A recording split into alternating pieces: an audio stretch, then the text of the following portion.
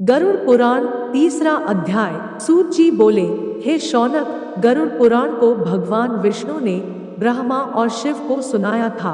ब्रह्मा ने मुनि श्रेष्ठ व्यास को सुनाया था और व्यास जी ने मुझे सुनाया था। मैं आप लोगों को वही सुना रहा हूँ। इस पुराण में भगवान विष्णु की लीलाओं को विस्तार पूर्वक कहा गया है। भगवान विष्णु के सर्ग वर्णन, देवार्चन, तीर्थ महात्म्य, भुवन वृत्तांत, मनवंतर, वर्ण धर्म, आश्रम धर्म, दान धर्म, राजधर्म, व्यवहार व्रत, वंशानुचरित, आयुर्वेद, प्रलय, धर्म, काम, अर्थ और उत्तम ज्ञान का वर्णन इस पुराण में किया गया है। श्री गरुड़ जी भगवान विष्णु का वरदान पाकर इस गरुड़ पुराण के उपदेष्टा रूप में सभी प्रकार से अति सामर्थ्यवान बन गए और भगवान विष्णु के ही वाहन बने तथा इस संसार की स्थिति और प्रलय के कारण भी हो गए। गरुड़ जी ने अपनी माता को दानवों से जीतकर मुक्त करवाया था तथा अमृत भी प्राप्त किया था। संपूर्ण ब्रह्मांड भगवान विष्णु के उदर में विद्यमान है। श्री गरुड़ जी ने उनकी क्षुधा को भी शांत किया था। इस गरुड़ पुराण को गरुड़ जी ने कश्यप ऋषि को सुनाया था।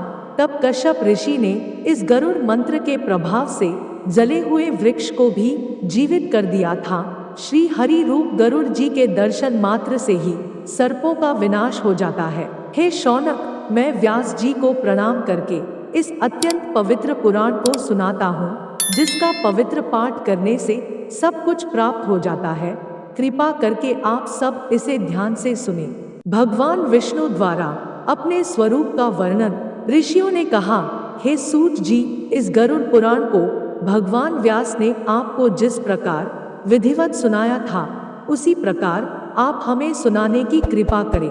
सूत जी बोले, एक बार ऋषि मुनियों के साथ मैं बद्रिक आश्रम गया था। मैंने वहां पर भगवान व्यास के दर्शन किए, जो ध्यान में मग्न थे। मैंने उनको प्रणाम किया और पूछा, आप श्री हरि का ही ध्यान कर रही हैं और आपको उनके सारे स्वरूप का ज्ञान है। आता मुझे भगवान के स्वरूप और इस सृष्टि की रचना के बारे में बताएं।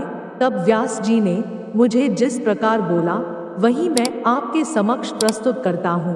व्यास जी बोले थे, हे सूत जी, ब्रह्मा जी ने मुझे नारद जी तथा प्रजापति दक्ष को इस गरुड़ पुराण की कथा सुनाई थी, वही मैं आपको सुनाऊंगा। उस समय हम लोग ब्रह्मलोक में गए थे और ब्रह्मा जी से सार तत्व के बारे में जानने की मांग की थी। तब ब्रह्मा जी बोले, यह गरुड़ पुराण मुझे और अन्य देवताओं को स्वयं भगवान विष्णु ने सुनाया था।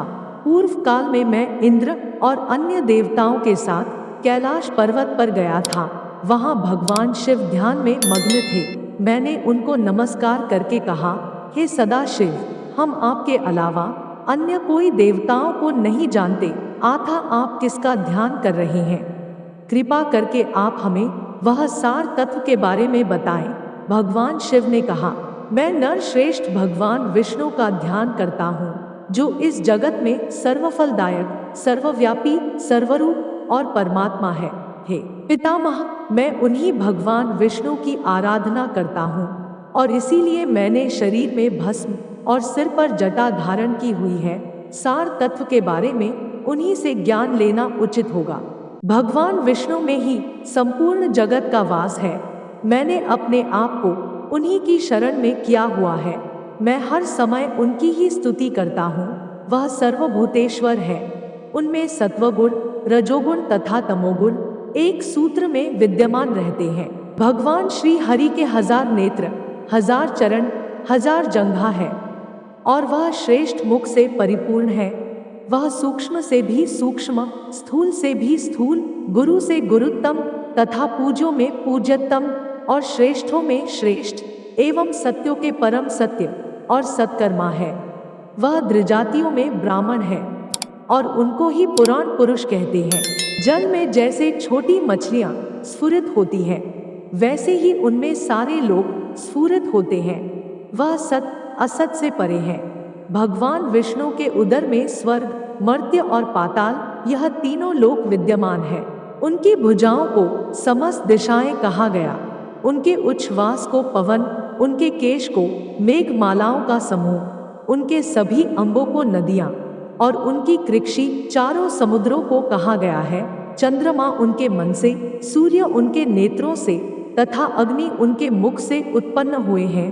पृथ्वी की उत्पत्ति उनके चरणों से, दिशाएं उनके कानों से और स्वर्ग की उत्पत्ति मस्तक से हुई है।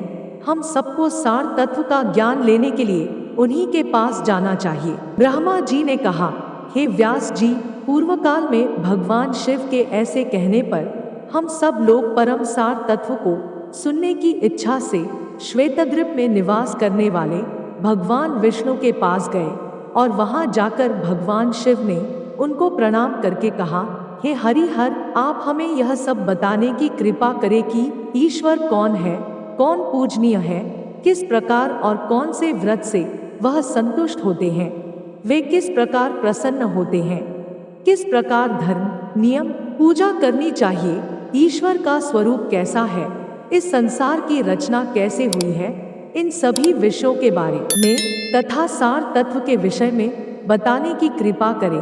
इसके अलावा परमेश्वर के महत्व और ध्यान योग का भी ज्ञान दें। श्री हरि ने कहा, हे रुद्र, मैं ही इस संसार का रचिता हूँ, देवों का देव मैं ही परम विष्णु हूँ, मैं ही पूजनीय हूँ, मैं ही व्रत, नियम और सदाचार से संतुष्ट होता हूँ, मनुष्यों को परम गति मैं ही प्रदान करता हूँ, मैं ही भिन्न भिन्न अवतारों में प्रकट होकर इस भूमंडल पर धर्म की रक्षा करता हूँ तथा दुष्टों का नाश करता हूँ, मैं ही परम तत्व हूँ जो पूजा और ध्यान से प्राप्त किया जा सकता है। सारे मंत्र और मंत्रों का अर्थ मैं ही हूँ, स्वर्ग की रचना भी मैंने ही की है, मैं ही मनुष्य को भोग और मोक्ष देने वाला हूँ, मैं ही पुराणों का ज्ञाता हूँ और योगी हूँ, संभाव तथा वक्त का विषय मैं ही हूँ, इस सृष्टि में सारे जीव निर्जीव पदार्थों में मैं ही हूँ, संपूर्ण वेद का ज्ञाता मैं ही हूँ, इतिहास स्वरूप सर्वज्ञानमय ब्रह्मा,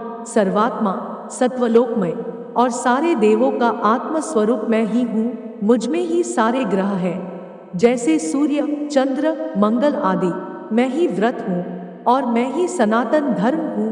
पूर्व काल में इस पृथ्वी पर पक्षी राज गरुड़ ने मेरी आराधना करके ही तपस्या की थी और फिर मैंने ही प्रसन्न होकर उनको वर मांगने को कहा था। तब गरुड़ ने कहा था, हे देवेश्वर, नागों ने मेरी माता को दासी बना दिया है, आप मुझे कृपा करके यह वर दे कि मैं उन महाबली नागों को जीतकर मेरी माता को मुक्त करा सकूं, आपका वाहन बन सकूं और पुराण संहिता का रचिता बन सकूं।